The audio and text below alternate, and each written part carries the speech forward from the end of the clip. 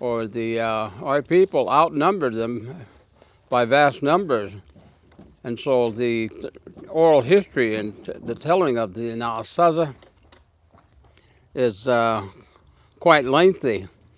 And the last story that is told about the Anasazi is about a character that is called Navajo, or the gambler.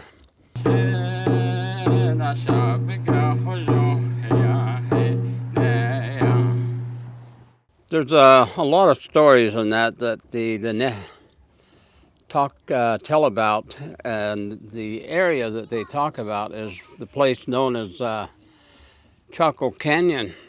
But there are stories in our traditional teachings in that about the place, and some refer to it as Chaco Canyon, which means the place of crying or the place of great unhappiness. And that's what the original story calls the place, Chaco Canyon.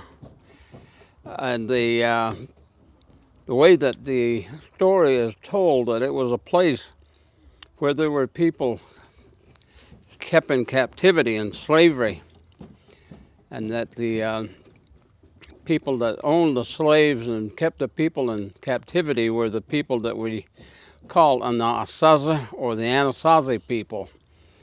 And they were not among the Diné, or in this part of the continent, for very long. And it's probably in the traditional teachings they say Tadanache, that would mean somewhere in the neighborhood of 300 years was all that they were in the area. And the oral history and the telling of the Anasazi, or telling of them, is not a very good story, even though the Diné tolerated them because they had trade opportunities with the Anasazi. They allowed them to remain, and the Diné, or our people, outnumbered them by vast numbers. And so the oral history and the telling of the Anasazi is quite lengthy.